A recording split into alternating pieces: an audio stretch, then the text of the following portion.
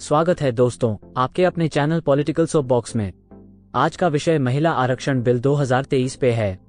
Media में आई report के मुताबिक सोमवार 18 सितंबर 2023 को हुई केंद्रीय कैबिनेट की बैठक में मोदी कैबिनेट ने महिला आरक्षण बिल को मंजूरी दे दी थी।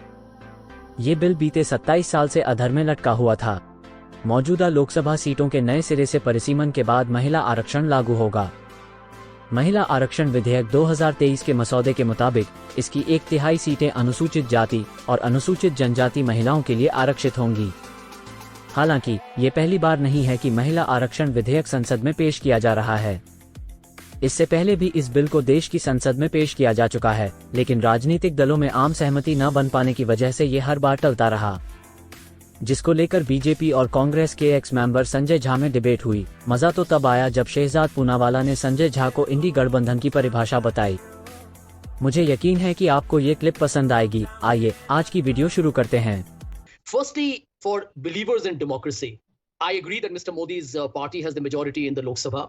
But if he talked today of a historic legislation or a decision that will have long-term repercussions that people will talk about for decades to come, then I'm disappointed with Mr. Modi, because you can't keep a large part of India in the dark, which is, by the way, a non-BJP, represented both in the Lok Sabha as well as in several states all over the country. So to me, if Mr. Modi is coming up tomorrow or day after, whenever in the forthcoming special session with something very tectonic, then I do believe that the opposition had to be a stakeholder in it, not just by being stunned into some kind of a proclamation made tomorrow or day after, but by being actually engaged in it a lot earlier. That's the way a proper representative democracy works. Under Mr. Modi, I think it's a foolish expectation. Point number two, I'm glad you mentioned Atal Bihari Vajpayee, because the common factor between both him and Mr. Modi is actually Shri L.K. Advani.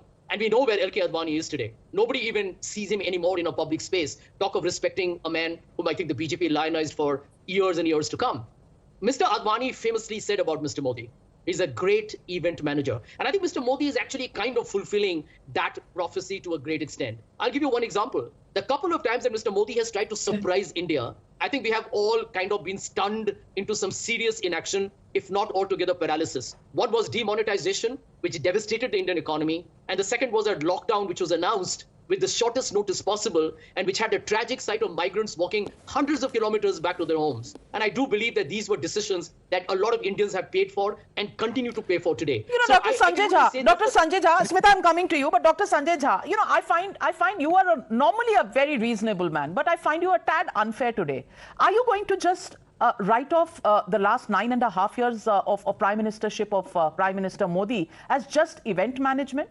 I want to ask you, after a successful G20 and just about 10 days after that, you could actually get up there and say that he's just an event manager? I mean, let's talk of large hearts. I just want to speak about this thing about event manager. I've heard Mr. Jha saying this on several channels and several times in the past.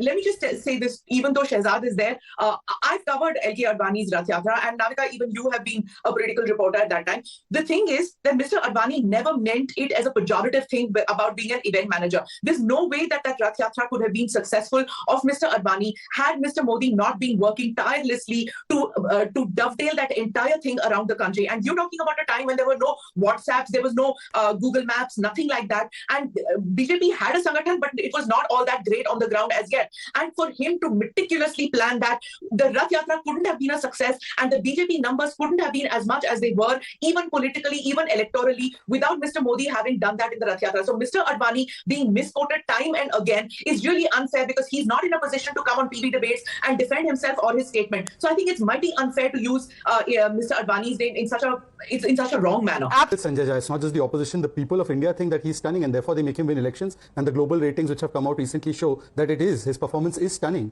And I can accept that those who are family managers, and today we have seen how the family tries to manage even the leader of their Lok Sabha, Adhir Ranjan Chaudhary, who is prompted to say things to praise the family instead of being allowed to complete a statement. Perhaps Madam Gandhi does not feel that Bengalis can manage their own affairs, or perhaps she was being told to do this by Mamata Banerjee to undermine their leader. Anyways, whatever it is. So we have seen family management also take place, and management by family also take place. Now let me come to the proper issue today. Navika, today what have you seen in Parliament? Today you saw Prime Minister speak not as a Rajneta but a Rashtra Neta. He gave a kaleidoscope of the important events that have taken place in the lifetime of our democracy in the last 75 years, hailing the contributions right from Prime Minister Nehru to the current government, from Rashtrapati Rajendra Prasad ji to Draupadi Murmu ji. And on the other hand, I have great regard for Mr. Khadge, but what did he say? G2 for G20? This is the kind of mindset some people have. They see Sonia Mata and Bharat Mata. They are the ones who put politics above people. Even on an occasion like this, they put Rajniti over Rashtaniti. Be that as it may, a couple of things very quickly. Navika, the ordinary cabinet briefing will not take place on occasions when parliament is session. You know that when you're covering parliament, whenever decision is taken by cabinet or any important decision is taken, the parliament has first right to know about this. And therefore, whatever is the decision taken by cabinet will be directly told in parliament. This is parliamentary procedure. And how can parliamentary procedure be surprising or shocking? If it is constitutional, what is surprising, Navika, and Smita ji sitting here, is that on 24th of June, Indira ji directly decides she will impose emergency. Then post facto, she takes the decision, orders the president, Fakhruddin Ali Ahmed, and on 6 o'clock in the morning on 25th of June, the emergency is imposed after the cabinet is given a post facto diktat to accept it. That is surprising. That is the insult of democracy. But having said that, today let me come to a couple of more issues, Navika. Navika, today the only question that must be asked is that on women's reservation also, although this issue is being put in again and again, and right now as it is standing, the matter is very clear that the agenda of this session has been spoken of. Tomorrow we are going to shift to a new parliament building. It is a very special day, especially for Maharashtrians like me, because Ganesh Chaturthi is there. All auspicious things begin with Ashirwad of Vigna Arta. But I want to ask Vigna Santoshi, those people who take Santosh in Vigna,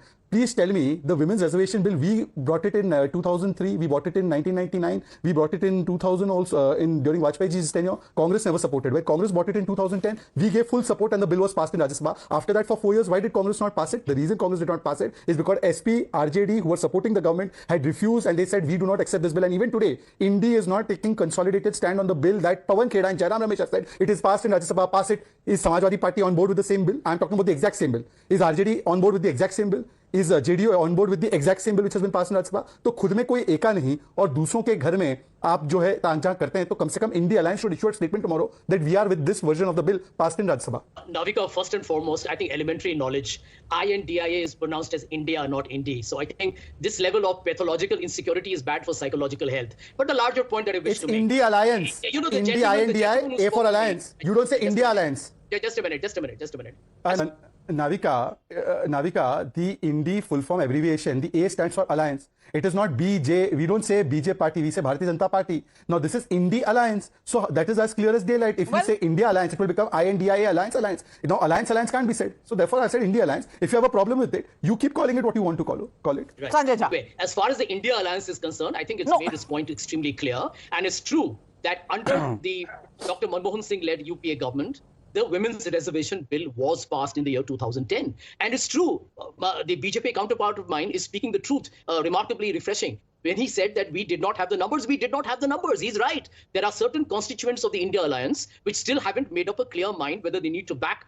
They did not back that bill. Perhaps they may not back this bill. We don't know. The point we wish to make is, and I can speak here as somebody who saw the Congress through that, through that phase of politics, that the Congress party shepherded the bill because it believes that 33% of the reservation for women in both parliament and state assemblies must happen. Just like Rajiv Gandhi needs to be credited for the path-breaking reform of giving women 50% reservation in the panchayat level, 33%, but almost 50% women are being elected. Then please give the credit to Prime Minister Modi for passing the bill of Article 370 abrogation, because he believed in it and he also had the numbers, unlike the Congress party, which did not have the numbers to get this bill passed in the Lok Sabha. Navika, just one factual correction. Okay.